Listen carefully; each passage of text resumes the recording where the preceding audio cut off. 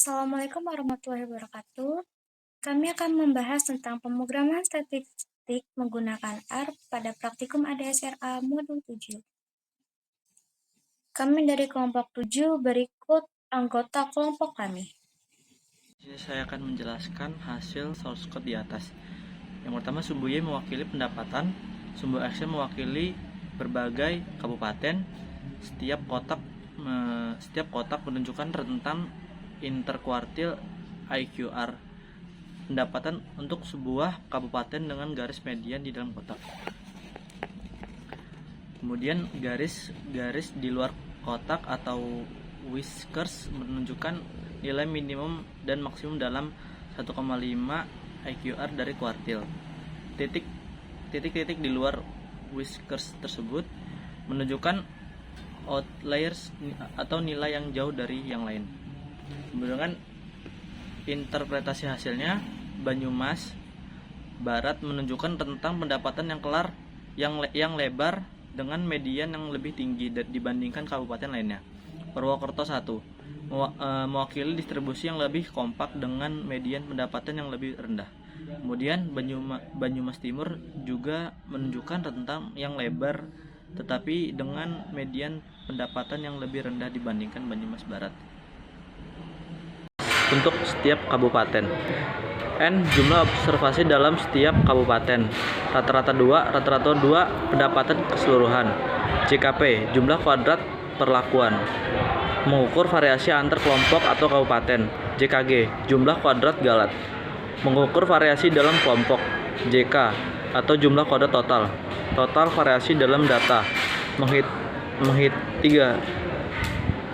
Jadi kesimpulannya nilai p-value 1.48e 10 sangat kecil, menunjukkan bahwa ada perbedaan signifikan dalam pendapatan antara kabupaten yang diuji.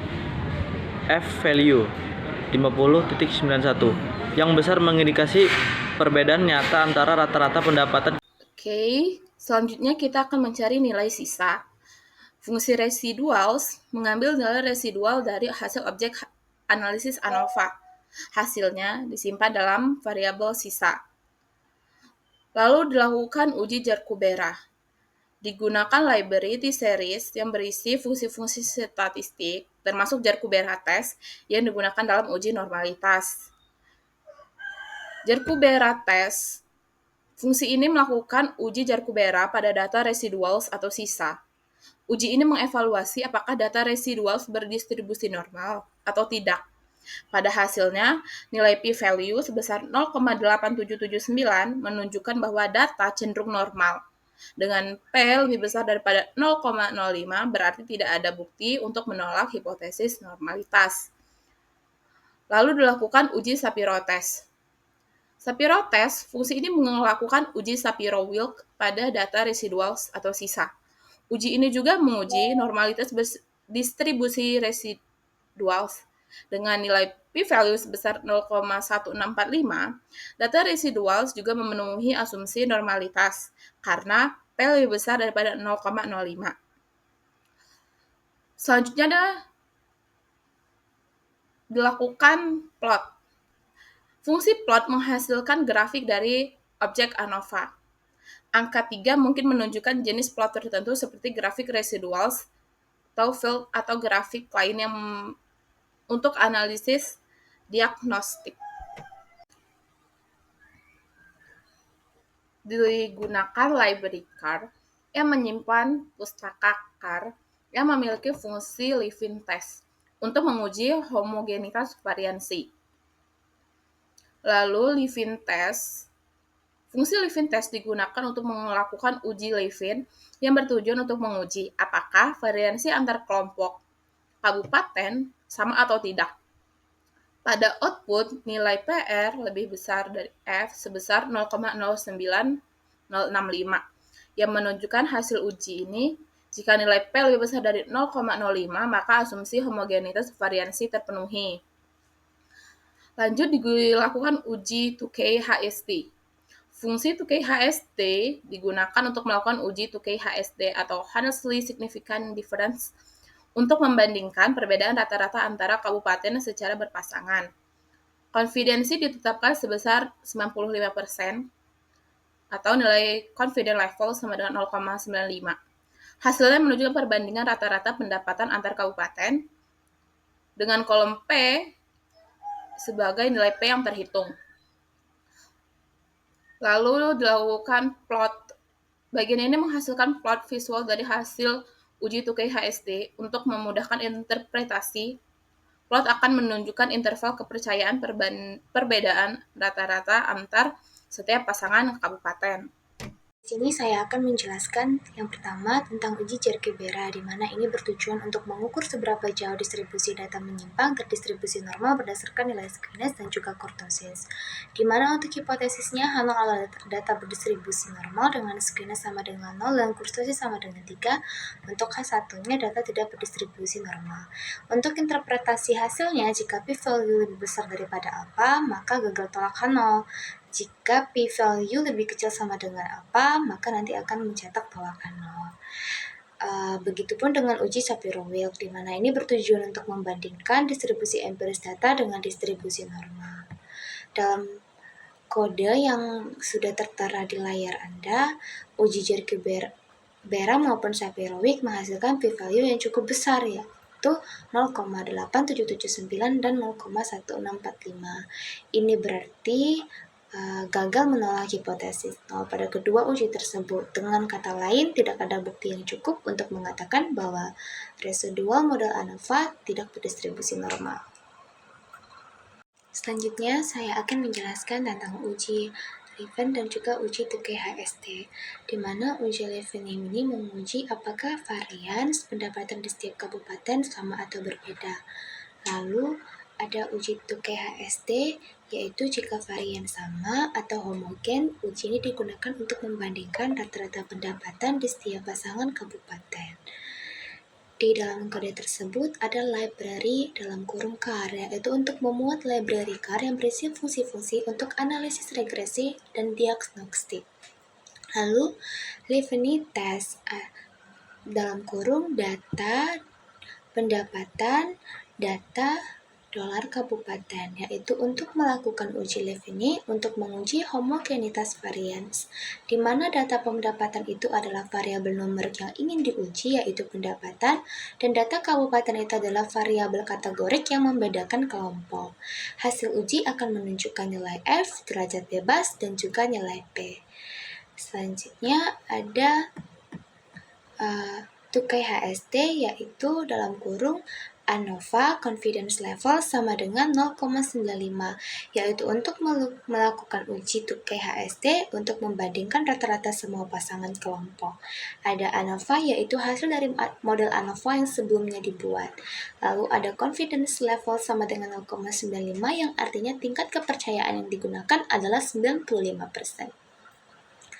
Selanjutnya ada fit of dalam buka kurung formula sama dengan pendapatan kabupaten data sama dengan data. Ini menunjukkan model ANOVA dapat digunakan sebagai dasar untuk uji tukai HST. Model ini untuk membandingkan rata-rata pendapatan berdasarkan kabupaten. Div sendiri itu adalah selisih rata-rata antara dua kabupaten. Lower itu adalah batas bawah interval kepercayaan, upper itu adalah batas atas interval kepercayaan, dan PH itu adalah nilai P yang disesuaikan untuk perbandingan berganda. Untuk hasilnya adalah uji Livni, karena nilai P lebih besar dari 0,05, kita dapat berasumsi bahwa varians pendapatan di semua kabupaten adalah sama. Untuk uji tukai HST didapatkan bahwa hasil uji tukai menunjukkan bahwa ada perbedaan signifikan secara statistik antara rata-rata pendapatan di beberapa kabupaten. Uji Livni digunakan untuk memeriksa apakah varians atau penyebaran data dari pendapatan di setiap kabupaten sama atau berbeda. Jika varian sama, maka asumsi dasar untuk uji-uji selanjutnya terpenuhi. Lalu, jika uji Livni menunjukkan bahwa varian sama, maka uji tukai HST digunakan untuk membandingkan rata-rata pendapatan di setiap pasangan kabupaten. Uji ini akan menunjukkan pasangan kabupaten mana yang memiliki perbedaan rata-rata yang signifikan secara statistik. Yang pertama itu ada library car, yaitu sama seperti yang tadi untuk memuat library car yang menyediakan fungsi-fungsi untuk analisis regresi dan diagnostics, termasuk uji Livini. Lalu Livini Test data pendapatan data kabupaten, yaitu untuk melakukan uji Livini untuk membandingkan varianis pendapatan berdasarkan kabupaten. Selanjutnya ada tukai HSD dalam kurung ANOVA confidence level sama dengan 0,95 untuk membandingkan rata-rata pendapatan di setiap pasangan kabupaten dengan tingkat kepercayaan 95%. Lalu output pada uji Livinin itu adalah menampilkan nilai F, derajat bebas, dan nilai P, di mana nilai P yang besar atau lebih dari 0,05 menunjukkan bahwa tidak ada bukti yang cukup untuk menolak hipotesis bahwa varian sama di semua kabupaten. Jika menampilkan selisih rata-rata, interval kepercayaan dan nilai P yang sudah disesuaikan untuk setiap pasangan kabupaten. Nilai P yang kecil atau kurang dari 0,05 menunjukkan bahwa ada perbedaan signifikan antara rata-rata pendapatan kedua kabupaten tersebut. Jika nilai P pada uji Livini besar, artinya kita dapat berasumsi bahwa varians pendapatan di semua kabupaten adalah sama. Hasil uji tukai HSD juga akan menunjukkan pasangan kabupaten mana yang memiliki perbedaan rata-rata pendapatan yang signifikan secara statistik. Selanjutnya saya akan menjelaskan uji normalitas. Berikut kodenya: plot kerapatan mod 2 sisa, residuals kerapatan mod, library, the series, Jerquebera test sisa, Shapiro test sisa. Penjelasan plotnya: plot kerapatan mod 2 menampilkan plot QQ dari residu model kerapatan mood yang menguji apakah distribusi residu mengikuti distribusi normal. Jika titik-titik pada plot mengikuti garis lurus, maka residu berdistribusi normal. Jerquebera test sisa, uji Jerquebera untuk normalitas jika nilai p-value 0,05, residu dianggap berdistribusi normal. Shapiro test sisa, uji Shapiro-Wilk untuk normalitas hasil p-value 0,05 menunjukkan bahwa residu berdistribusi normal. Output yang dihasilkan adalah berdasarkan plot QQ, sebagian besar titik-titik berada di sekitar garis, namun beberapa titik berada di luar garis lurus, sehingga perlu dipastikan menggunakan uji normalitas dengan residual dari ANOVA. Jadi, kesimpulan yang dapat diambil, jika semua uji menunjukkan p-value lebih besar dari 0,05, maka asumsi normalitas terpenuhi. Selanjutnya, saya akan menjelaskan uji asumsi kehomogenan varian. Kode yang kita gunakan plot kerapatan mod 3 library car, live test kerapatan lokasi zona data DF. Penjelasan plotnya, plot kerapatan mod 3 menampilkan plot skala lokasi, scale location plot untuk memeriksa apakah varians residu tersebar merata. Jika plot menunjukkan pola horizontal yang konsisten, maka asumsi homogenitas varians terpenuhi. Dan Leven test kerapatan lokasi zona data sama dengan DF, di mana uji Leven untuk homogenitas varians berdasarkan variabel lokasi dan zona. Jika p-value lebih besar dari 0,05, maka varians dapat dianggap homogen. Output yang kita dapat berdasarkan plot scale location, garis merah yang menghubungkan pusat dari 3 kelompok akar sisa-sisaan yang dibekukan terlihat tidak terlalu datar atau horizontal, sehingga secara grafis ada kecurigaan ketidaksamaan ragam dan perlu dipastikan dengan uji asumsi penggunaan uji Leven. Jadi kesimpulan yang dapat kita ambil, p-value lebih besar dari 0,05, asumsi homogenitas varians terpenuhi. Berikutnya, uji BNJ atau two case honest significant difference. Kode yang kita gunakan, Turkey HSD kerapatan N-mood conv level 0,95 plot Turkey HSD kerapatan mode convent level 0,95, di mana penjelasan kodenya, Tuke HSD kerapatan M-mood control level sama dengan 0,95, uji BNJ beda nyata jujur untuk perbandingan rata-rata antara grup dalam model. Kerapatan mood pada tingkat kepercayaan 95%. Outputnya menunjukkan pasangan-pasangan grup yang berbeda signifikan. Untuk plot 2K HSD kerapatan mode conv level sama dengan 0,95 menampilkan plot hasil uji 2K HSD untuk memvisualisasikan perbedaan signifikan antara grup. Jadi, berdasarkan plot BNJ tersebut, terlihat bahwa terdapat beberapa kelompok yang memuat nol di selang kepercayaan. Hal ini menunjukkan bahwa beberapa kelompok memiliki rata-rata kerapatan kerang bivalvia yang tidak berbeda signifikan.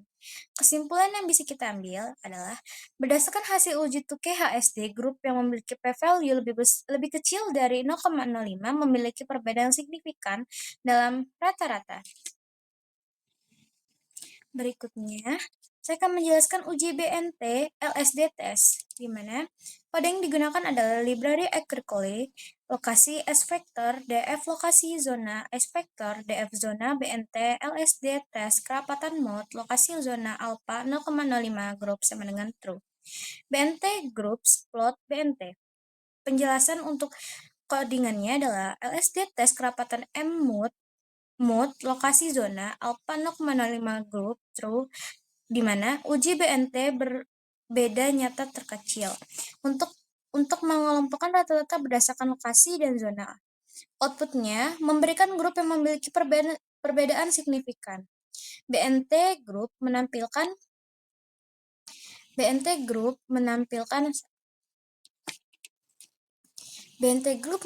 hasil pengelompokan rata-rata di mana grup yang berbeda secara signifikan memiliki huruf yang berbeda. Plot BNT menampilkan plot hasil uji LSD untuk memperjelas pengelompok signifikan antar grup. Jadi, kesimpulan yang dapat kita ambil adalah grup dengan huruf berbeda menunjukkan perbedaan yang signifikan dalam rata-rata.